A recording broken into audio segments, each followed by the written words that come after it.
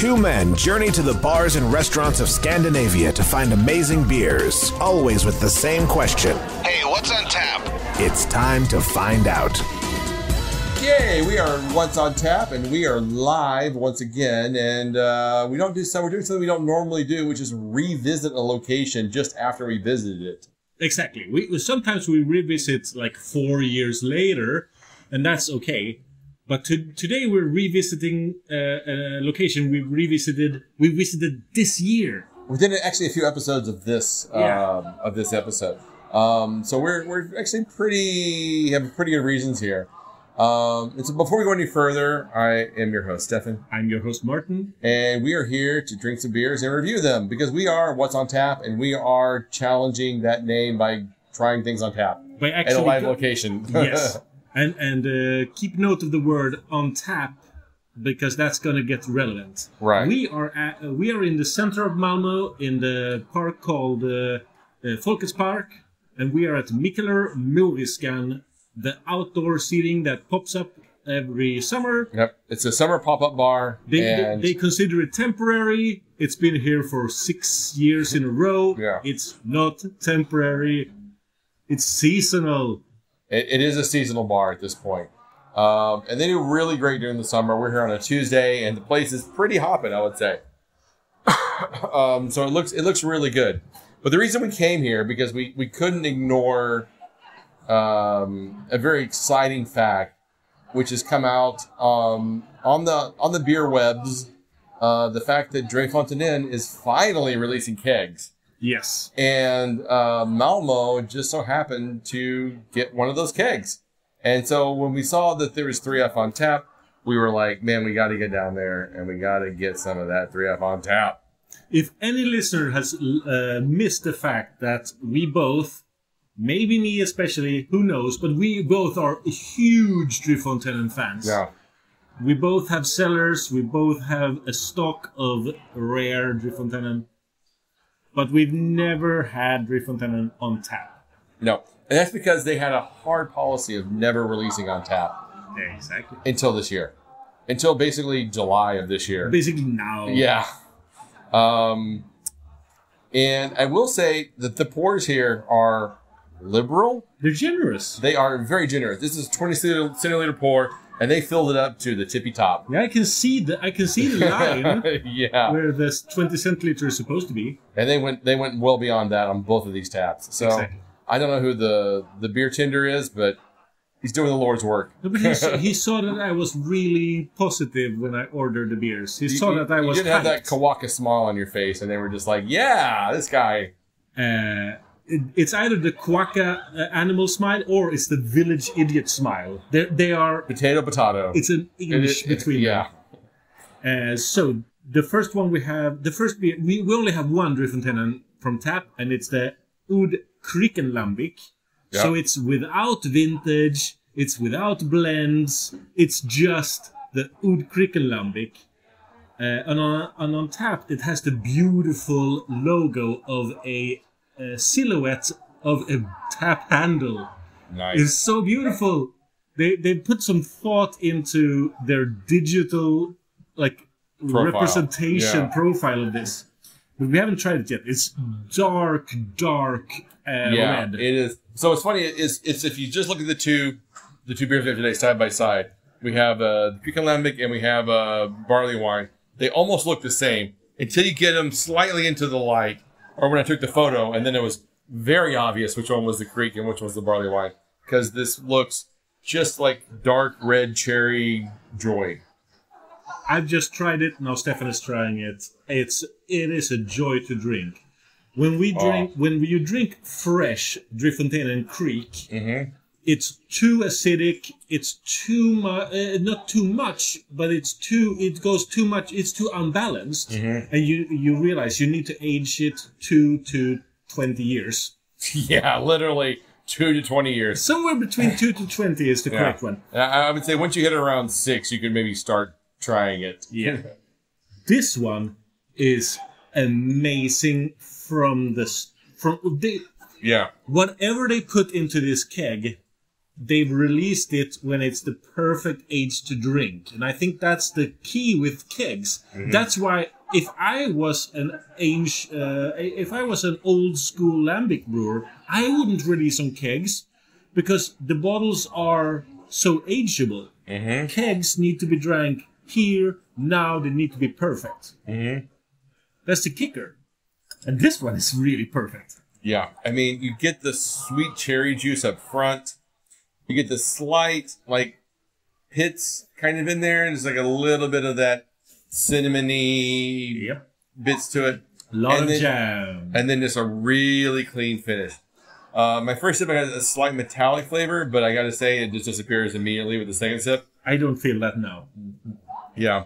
This is... But the aftertaste is just... Yeah. Pits and cherry jam. Yeah, it's just sweet cherry juice, and then the finish is just more cherry. This is a 4.5 for me. At least, man. This is great. I'm really happy. I like that I just paused for a second, and I gave you the opportunity to really jump on that because reconsider my choices. I wasn't going to argue with you. I agree. This is really excellent.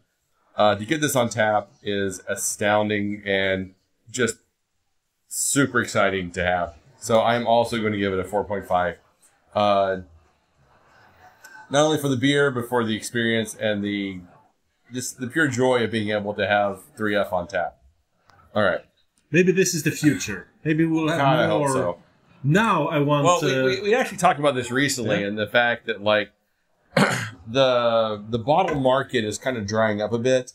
It's not like it used to be, where you could, the bottle market was like driving the industry, and Drink Fountain has really been producing a lot of stuff of late, and the market just isn't supporting the sales at the level that they've been producing.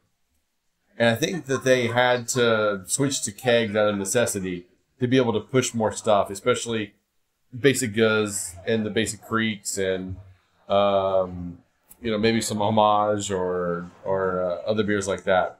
Maybe. Not the specialty. If it was a Priam on keg, I would be shocked. Yeah. But like I could definitely see like a Golden Ale or you mean Golden Blend? Golden Blend, sorry, Golden Blend. Oh, I don't think you will see Golden Blend on tap. You don't think so? No, I don't think so.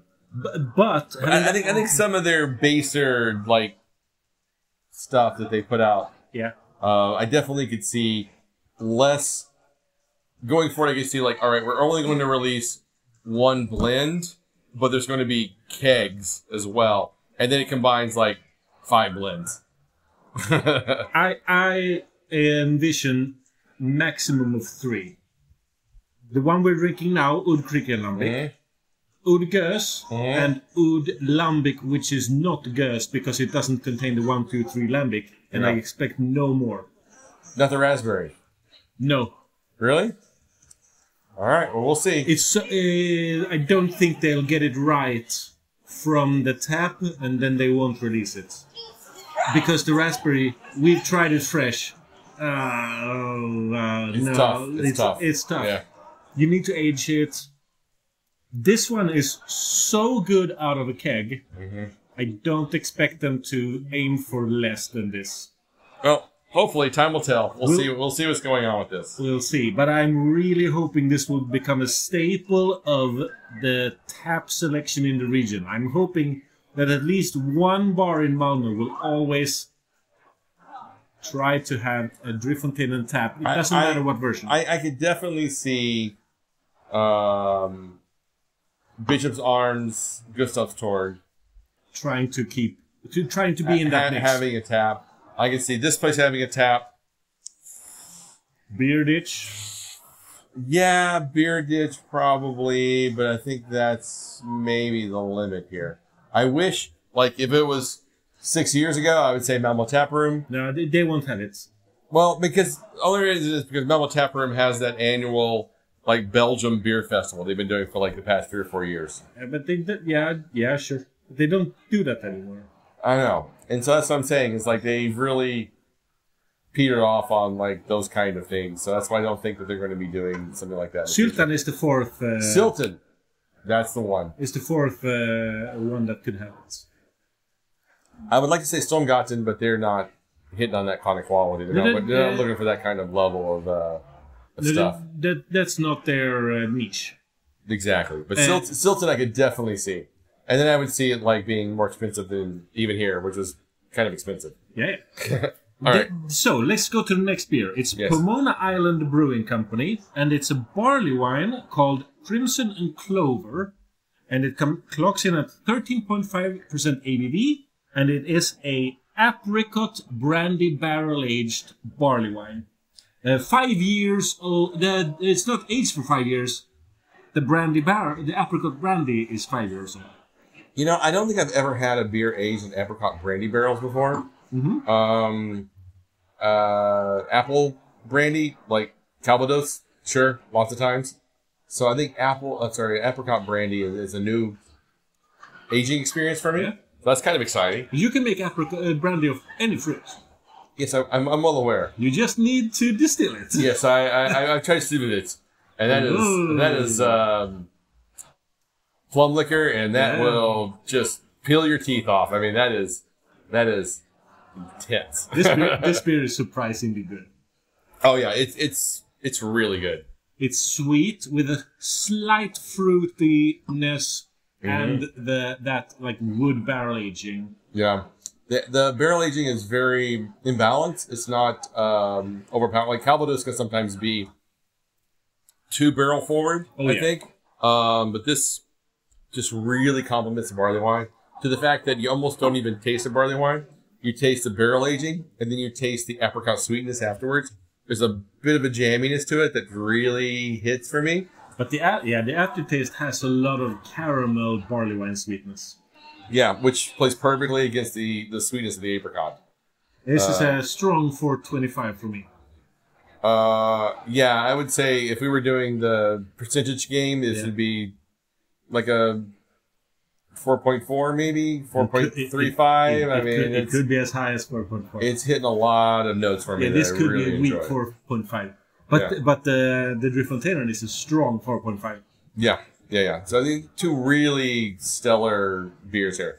We really nailed this visit to Mikkeller Moriskan. I felt like the last time we were here, we were really scraping the barrel. Yeah, we were having a hard time finding things to try, definitely. But this time I felt like, wow, they really have... Like, we picked the right week. To be fair, we saw that Driefonteinen showed up and we rushed here. That's really what happened. Yeah. That's really how you should treat Mikkeller Moriskan. You should keep track of the assortment, and when something pops up that you want, that's when you should hurry here. Yeah. Otherwise, nah. You can actually do pretty good keg turnovers. Yeah. They last for a couple of days and then they're gone. So good stuff will show up, but not every day. Nope. And there might be a couple of weeks in between the good stuff. So you really kind of have to almost check daily to see what's on tap. Or at least 3 times a week, I would say. Yep. All right, we'll wrap it up here. I'm really glad to have tried Driefonteinen on tap. This was really the highlight of the day. And it's really on brand for our podcast to go, hey, what's on tap? Oh, it's Driefonteinen for the first time. Yeah, bitches. At least first time in Malmö. We'll have that. Yes, please. Maybe even the first time in Sweden. Yeah, we would need to do some research on that. We've done no research. We rushed here. I see no reason to research on this. No. First bar in Sweden that had Driefonteinen on tap. In the world! Well, maybe not the world, but that's honestly... doubtful. Honestly, it might be the first in Sweden and the first in Denmark. I don't know of any other... Because I've been in Denmark recently, and I looked at what's on tap in those places. Nobody had 3F on tap. No. It's only recently that I saw some posts on Instagram of bars that were having 3F on tap. Yeah. And we already had it here, so it might be the first in the world. But certainly one of the first. Yeah. But 100% first in Malmö. That's a 100% guarantee. 100% first in Malmö. And I would say the first in Scandinavia, but, Who knows? Yeah, impossible to tell. So we'll wrap it up here. Thank you for listening. Thank you for listening. And you can find us online at what'sontappodcast.com, Instagram, Facebook, Spotify, YouTube, and wherever you find podcasts, you'll find us. Until next time. Keep drinking, you dum-dums.